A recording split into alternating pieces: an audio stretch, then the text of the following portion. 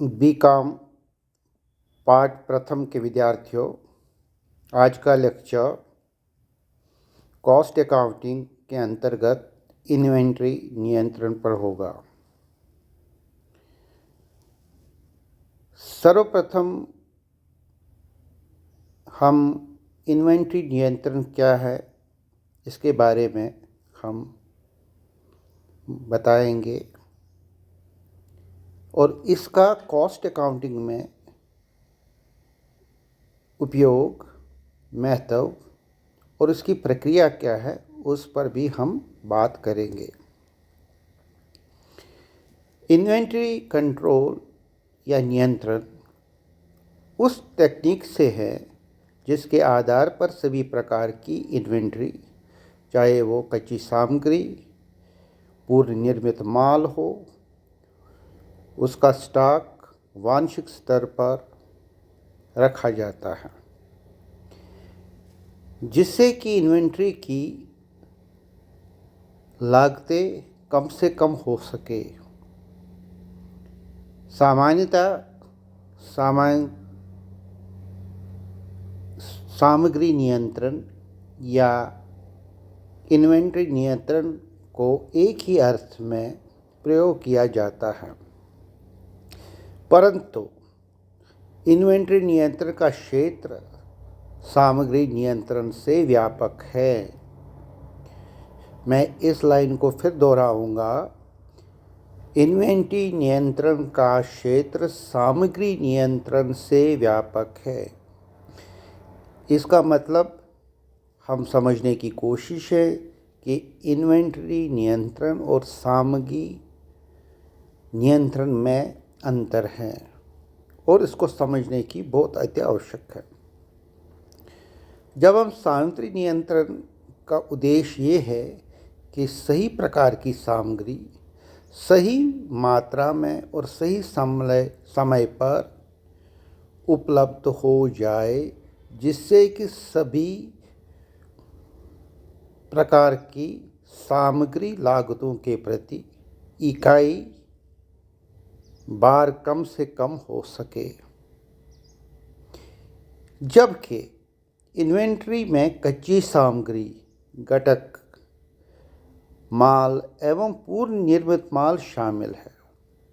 Inventory का निर्माण पहले सामग्री, घटक व पुर्जे प्राप्त करने के लिए किए गए व्ययों से होता है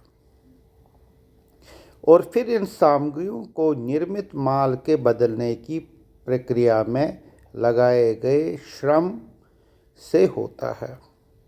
दूसरी ओर माल की बिक्री के निपटारे के फलस्वरूप इन्वेंट्री में कमी आ जाती है।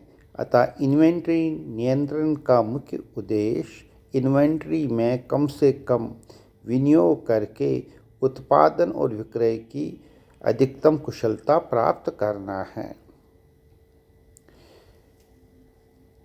इस समअप जो हम कर रहे हैं इन्वेंट्री कंट्रोल का, उसको मैं एक बार फिर दोहराऊंगा कि इन्वेंट्री नियंत्रण का मुख्य उद्देश्य इन्वेंट्री में कम से कम विनियोग करके उत्पादन व विक्रय में अधिकतम कुशलता प्राप्त करना है। ये डेफिनेशन है इसकी। इसको हमको याद करना है, याद रखना है और समझना है कि इन्वेंट्री कंट्रोल और सामग्री नियंत्रण में क्या अंतर है। अब इसकी जो प्रक्रियाएं हैं वो कौन कौन सी हैं? मुख्यतः जब हम कहेंगे, एक प्रक्रिया है जिसको हम कहेंगे क्रय विभाग में अपनाई जाने वाली प्रक्रिया, जिसको हम कहते हैं procedure in the purchasing department.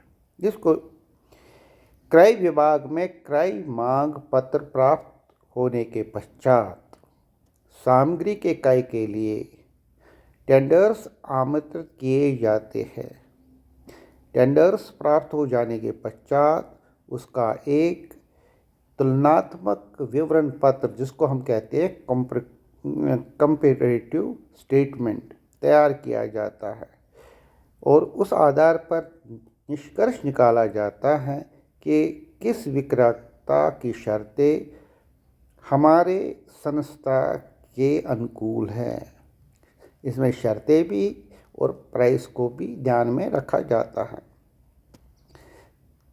तत्पश्चात सामग्री के क्रय का उस विक्रेता को आदेश दिया जाता है। इस क्रियादेश की एक प्रति भंडार गृह को भी भेजी दी जाती है, ताकि भंडारी को इस बात का पता चले कि उसके द्वारा भेजे गए क्रय मांग पत्रों में उल्लेख सामग्री लिए क्रियादेश दिया जा चुका है। ये बड़ा इम्पोर्टेंट है।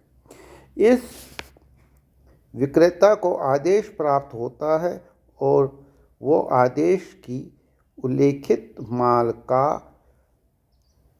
प्रेषण कर माल प्रेषण पत्र तथा डिलीवरी डॉक्यूमेंट्स कर विभाग को दिया जाता है तथा क्रय विभाग संबंधित गुड्स रिसीविंग डिपार्टमेंट को भेज दिया जाता है। ये इसकी एक प्रक्रिया है और यही प्रक्रिया हम इन्वेंट्री कंट्रोल के अंतर्गत इसको अपनाते हैं। दूसरा जो पॉइंट है उसका है प्राप्ति विभाग द्वारा माल की प्राप्ति, जिसको हम कहते हैं अंग्रेजी में receipt of goods by receiving department. ये दूसरी प्रक्रिया है इन्वेंट्री नियंत्रण के अंतर्गत। सुपुर्दगी प्राप्त होने पर कि जब माल हमारे पास आ जाता है तो विभाग सामग्री प्राप्त करने की व्यवस्था करता है और सामग्री मिलने पर उसके बंडल को खोलकर आदेश की प्रति वे प्रपत्रों के आधार पर सामग्री की मात्रा और उसकी गुणवत्ता को जांच लेता है और जो हमने स्पेसिफिकेशन माल को प्राप्त करने के लिए दिए गए हैं, क्या वो स्पेसिफिकेशन वही है या नहीं है, इसका भी वो ध्यान रखा जाता है। अगर कभी आवश्यकता हो तो विशेषज्ञों की सहायता के आधार पर अथवा प्रयोगशाला में सामग्री के नमूने की उसकी गुणवत्ता क्वालिटी को भी जांच की जा सकती है। जब ये विभाग वस्तु की गुण तथा उसकी मात्रा के संतुष्ट हो जाते हैं तो वो एक प्रतिवेदन तैयार करता है, जिसको सामग्री प्राप्ति नोट मटेरियल रिसीविंग नोट कहते हैं और गुड्स रिसीव्ड नोट का प्रारूप इस प्रकार होता है। इसमें हम जनरली 8 कॉलम्स बनाते हैं। कोड नंबर एक column, description of the goods का कॉलम, कितने यूनिट्स, क्वांटिटी क्या है, कंडीशन क्या है, रेट क्या है, टोटल अमाउंट क्या है और सप्लायर का नाम क्या है, इस प्रकार से। और नीचे उसका received and inspected by store keeper, clerk और परचेज डिपार्टमेंट के भी सिग्नेचर कराया जाता है। माल प्राप्ति नोट की 4 प्रतियां तैयार की जाती है। सामग्री को इस प्रतियों के साथ भंडार गृह भेज दिया जाता है। सामग्री की भौतिक गणना, जिसको हम कहते हैं फिजिकल वेरिफिकेशन या फिजिकल काउंट करने के बाद इस प्रतियों पर भंडारी हस्ताक्षर करता है। वो एक प्रति अपने पास रख लेता है और शेष 3 प्रतियों को विभाग को लौट देता है, जिसमें से एक प्रति सामग्री प्राप्ति विभाग में रख ली जाती है तथा 2 प्रतियां क्रय विभाग को भेज दी जाती है। क्रय विभाग में क्रय लिपित परचेज क्लार्क सामग्री प्राप्त नोट के अंतिम 2 खानों में सामग्री की दर पर रकम दर्ज कर देता है और एक प्रति लागत लेखांकन विभाग को सामग्री खाता बही स्टोर लेजर में प्रविष्ट करने के लिए भेज दिया जाता है।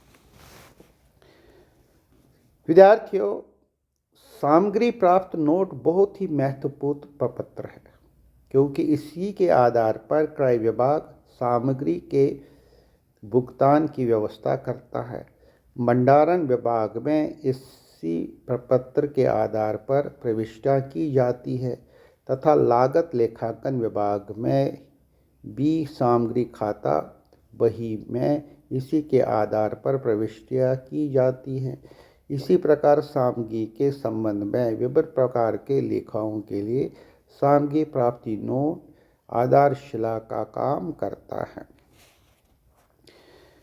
विद्यार्थियों, इसी क्रम में तीसरा जो महत्वपूर्ण बिंदु है वो है सामग्री भंडारण का नियंत्रण, control over storing of material. इसके अंतर्गत सामग्री प्राप्ति नोट की प्रतियों के साथ जब सामग्री भंडारण विभाग में प्राप्त होती है तो भंडारी का ये कर्तव्य हो जाता है कि वो भंडार गृह में प्राप्त सामग्री को संबंधित स्थान पर रखे। आवश्यकता पड़ने पर सामग्री निर्गमन संबंधी प्रविष्टियां का लेखा रखे। सामग्री का भंडारण इस कुशलता के साथ किया जाए कि उसके चोरी या अन्य किसी प्रकार की हानि की संभावना न हो। भंडारण की कार्यकुशलता, ईमानदारी एवं काम के प्रति लगन के आधार पर इस प्रकार की हानि को रोका जा सकता है। अतः सामग्री नियंत्रण में सामग्री भंडारण विभाग बहुत महत्वपूर्ण भूमिका अदा करता है। एक और पॉइंट जिसको हमको समझने की अति आवश्यकता है तो सामग्री को संबंधित बिन में रखना। भंडार गृह में विभिन्न प्रकार की सामग्री के लिए बिन होते हैं। बिन के किसी अलमारी, डिब्बा, संदूक अथवा स्थान से नहीं जहां सामग्री रखी जाती है। यदि किसी सामग्री खुले स्थान पर रखी जाती है तो उस स्थान ही उस सामग्री के लिए बिन कहलाएगा। उदाहरण के लिए कोयले को खुले स्थान पर रखा जाता है। ऐसी स्थिति में वो स्थान विशेष ही कोयले का बिन होगा। भंडार गृह में अलग अलग बिन जिसको सेक्शन वाइज बनाए जाते हैं तथा एक विभाग से संबंधित बिन एक ही स्थान पर पाए जाते हैं। प्रत्येक विभाग को प्रदर्शित करने के लिए उचित स्थान पर चिन्ह लगा दिए जाते हैं तथा प्रत्येक बिन को एक क्रम सीरियल नंबर बंटित कर दी जाती है जो कि उस बिन पर चिन्हित कर दी जाती है। सामग्री प्राप्त होने पर उससे संबंधित बिन में रखा जाता है। विद्यार्थियों, कल का जो लेक्चर होगा वो बिन के संबंधित में ध्यान रखने वाली बातें, बिन कार्ड क्या होता है, बिन कार्ड और स्टोर कंट्रोल कार्ड में क्या अंतर है और स्टोर्स कंट्रोल कार्ड क्या होता है, इस पर विषय पर चर्चा की जाती है। अगर आपको इस लेक्चर में कोई कठिनाई है या कुछ पूछना है तो मेरे व्हाट्सएप नंबर 9351329052 पर संपर्क कर सकते हैं। बहुत बहुत